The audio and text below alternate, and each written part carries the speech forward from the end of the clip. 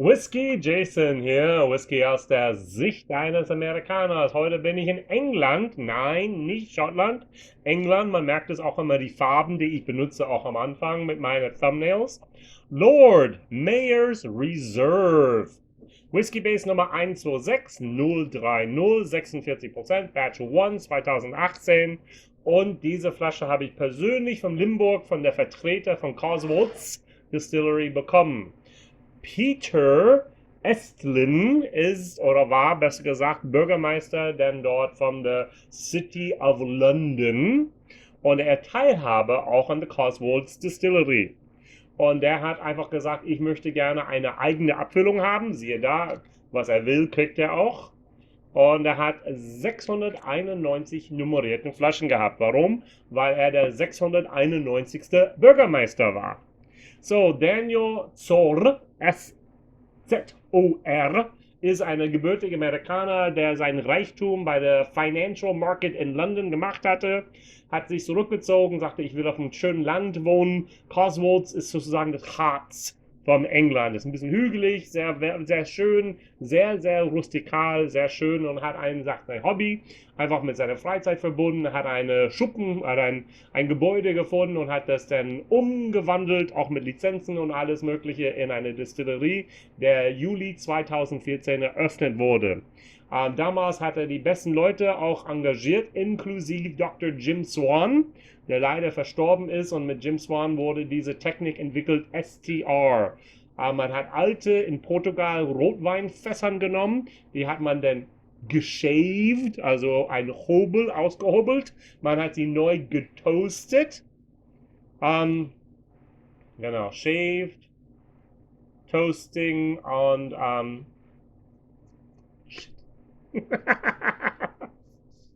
shaved, toasted und re-charred. Re-charred! Ich lasse das hier drin, das ist so authentisch.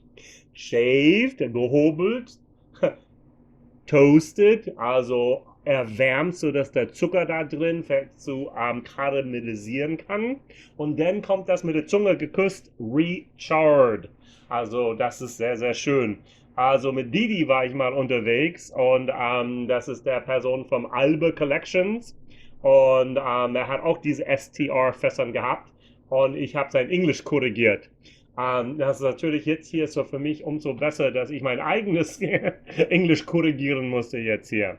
Also was wir haben, ist eine Mischung aus tatsächlich First Fill Bourbon Fässern und dann kam das nachher rein in entweder amerikanische Eiche, Rotwein STR Fässern oder in Sherry PX und dann wurde es nochmal vermehlt, diese 3 Fässern ursprünglich zusammen, um die 691 Flaschen zu ergeben. Die waren ratzfatz ausverkauft. Was mich allerdings ärgert, ist, wenn man heute hingeht, also ich habe das in Limburg bekommen, das ist schon ein Monat, liegt ja schon zurück, waren die ausverkauft. Jetzt gibt es genau eben diese Abfüllung, aber ohne die Nummerierung. Also man hat nochmal einfach die gleiche Mischung zusammengetan, wie auch man will, und hat dann tatsächlich einfach ohne Nummerierung dieses Lord Mayor's Reserve rausgehauen. Naja, was soll man da sagen? Kostet, ich habe vergessen aufzuschreiben, ja, ich habe echt das total vergessen. 65 Pfund, also 72 Euro, glaube ich, ist der Preis, was ich da hätte bezahlen müssen. Ich habe das tatsächlich auch in meinem Shopping Cart gehabt.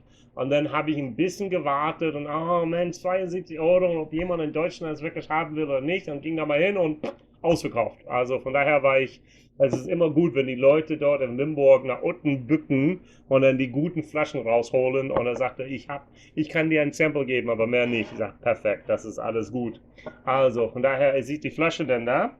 Und was ich auch habe, und das hat Whisky in Vinyl auch neulich auch verkostet, eine Flasche habe ich schon verteilt und ich werde die zweite Flasche hoffentlich auch noch verteilt bekommen, weil ich finde dieses Zeug cool. Das ist der Founder's Choice, das ist hier tatsächlich 2018, da waren 2800 Flaschen, steht hier drauf. Und wir haben eine Umdrehungszahl von, und ich lese vor, 60,9%. Und irgendwie ich finde diese Whisky genial. Ich habe die gerade vorhin aufgemacht und sagte, Mensch, bin ich das Kann es sein, denn auch habe ich ein Sample auf Food Quick rübergeschickt. Er konnte damit gar nichts anfangen. Er hat nur Alkohol, Alkohol, Alkohol gehabt. Und ich sagte, nein, da ist so viel, auch das sind diese STR-Fässern da drin. Das ist so schön, das zu sehen, wie schön der gereift ist durch dieses Fassmanagement, was sie da haben. Das ist richtig, richtig gut. Schaut mal die Farbe hier an, ja. Also auch hier kann man da so sehen, dass der viel, viel rötlicher ist als das. Ach, das könnt ihr nicht so gut sehen. Deshalb, da. Ihr könnt das jetzt hier sehen, dass da ein bisschen mehr rötlich ist als der andere Sache denn da. So, die werde ich miteinander vergleichen. Allerdings 46%, 60,9%. Ist das fair? No. Deshalb kriegt er ein bisschen Wasser auch vom Anfang an, ja? So, gut. Wir sind jetzt hier bei 50 wahrscheinlich. Also, Nase. Okay, frischer, junger. Also ich merke sofort, das ist jung. Und hier? Ich kriege diese Jugend nicht. Ich kriege eine schöne karamellisierte Rotweinnote, den ich sehr, sehr, sehr, sehr, sehr, sehr gut finde. Also der Founders Reserve ist wesentlich besser erstmal in der Nase als der Lord Mayor's Reserve. Oh, der wirkt einfach jung. Also der wirkt jung. Ich kriege ein bisschen meine McRaven-Moment mit meiner Sauerbraten. Also, vielleicht bin ich doch dankbar, dass ich keine Flasche davon gekauft habe. Nee, also das ist nicht die typische Whisky-Noten, die man gerne hat. Ein bisschen gegoren, ein bisschen hier Säure, ein bisschen. Das ist nicht die fruchtige, das ist nicht der süße, das ist nicht der ledrige, das ist nicht der Sherry-Moment oder Port oder sonst was. Das ist einfach Whisky, es gibt eine subtraktive, also subtrahierende und hinzunehmen und wegnehmen. Oh Mann, mein Latein ist heute furchtbar. Also, und das ist das Problem, dass manche Fässer geben was ab, hier, und manche Fässer, wenn der länger drin ist, nimmt was weg. Und beide waren nicht alt genug, dass sehr viel weggenommen werden konnte. Vielleicht waren das hier inaktive, nicht so heiß gelagerte Fässer. Aber hier ist wahnsinnig viel passiert in der Zeit. Schön. Also, Skol.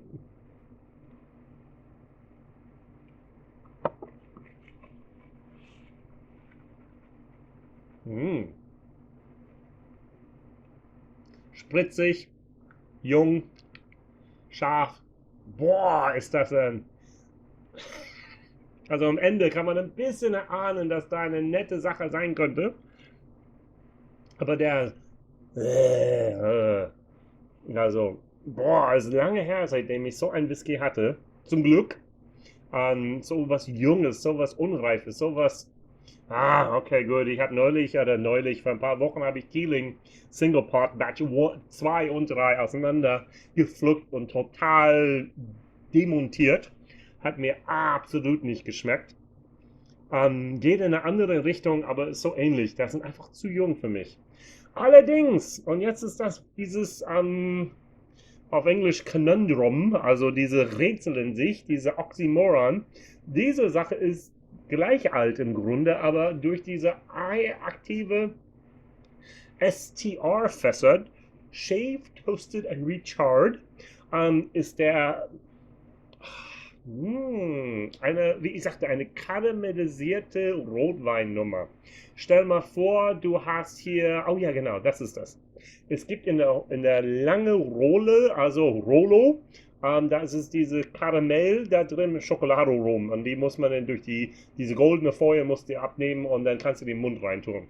Ja, stell mal vor, man hat davon eins oder zwei und dann gleich hinterher einen Schluck von einer richtig tolle spanische, tiefe oder französische Rotwein trocken. Und das ist das, was hier einfach ist.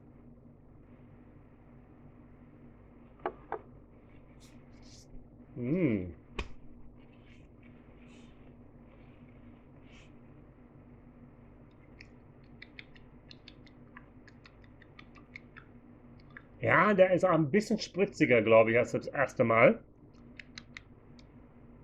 Aber der ist trotzdem gut. Er ist gut, ist nicht großartig. Ist immer noch gut, aber nicht wow. Jetzt bin ich krieg eher Aprikose heute. Jetzt bin ich ein bisschen verwirrt hier wegen Cotswolds. Der Odyssey Barley, der erste, habe ich nicht mehr, die Flasche. Hat mir nicht so gut geschmeckt. Also, ich weiß noch, wie Arne da bei Vic das angepriesen hat und sagt, kein metallischer und so weiter. Und ich hatte sehr stark metallisch in dem Mund. Hier habe ich auch einfach nicht reif. Hier habe ich sehr, sehr spritzig und jetzt tue ich kein Wasser rein und ich schaue mal, was jetzt hier passiert.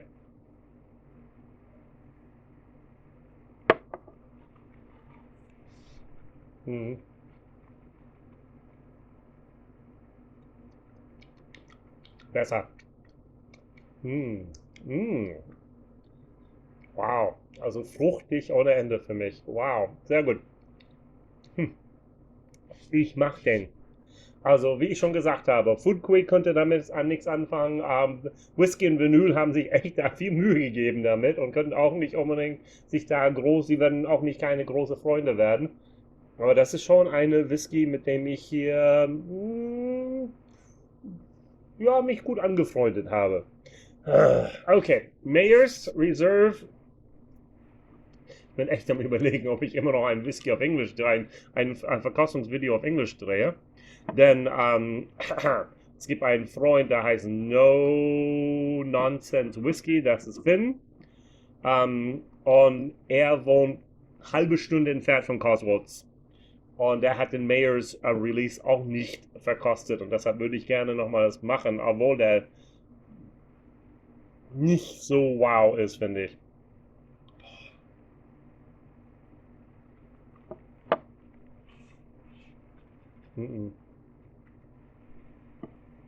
Das einzige Ding, was ich noch nicht getan habe, und ich tue das nur, weil ich Gewissheit haben will. Ich will den runterwässern auf 30% ungefähr. Wird er dadurch, ich habe den getötet. Da ist kaum was da.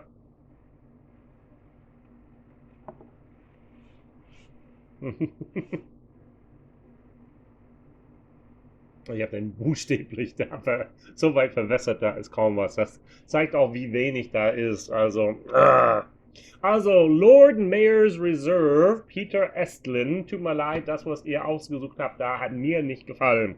Du kriegst von mir ein 4 Plus und Preis-Leistung kriegst du sogar ein 4 Minus. Finger weg. Kriegt man sowieso nicht. Wenn du eine von den nicht nummerierten haben möchtest, auch das ist kein Sammlerstück mehr. Wer allerdings ein Sample hier von meinen Cotswolds Founders Reserve haben möchte, der würde ich gerne mit euch teilen, weil ich davon begeistert bin. Ich bin begeistert von das Konzept von Cotswolds als solches, von neuen Distillerien, die schon Produkte auf den Markt bringen können. Da haben wir unsere Kingsbarn, da haben wir unsere Glasgow, da haben wir unsere Cotswolds, da haben wir ein paar anderen, die jetzt hier tatsächlich langsam aber sicher eine tolle Whisky hier rausbringen können und wollen. Und das ist schön, das mitzuerleben jetzt hier. Das ist richtig spannend, in dieser Zeit zu leben. Man hat manches, was nicht gut ist, und manche Juwele, der noch Rohdiamant ist. Und das ist einfach toll, das mitzuerleben. WhiskyJason hier, Whisky aus der Sicht eines Amerikaners. Meine Frage des Tages ist, kennt ihr irgendeinen Whisky, der irgendeinen Bezug zu irgendeinem Bürgermeister hat? Also das ist eine interessante Frage. Kennt ihr irgendeinen Whisky, der mit irgendeinem Bürgermeister irgendetwas zu tun hat? Und wenn du sagst nein, dann schreib's einfach in die Kommentare, keine Ahnung, Jason.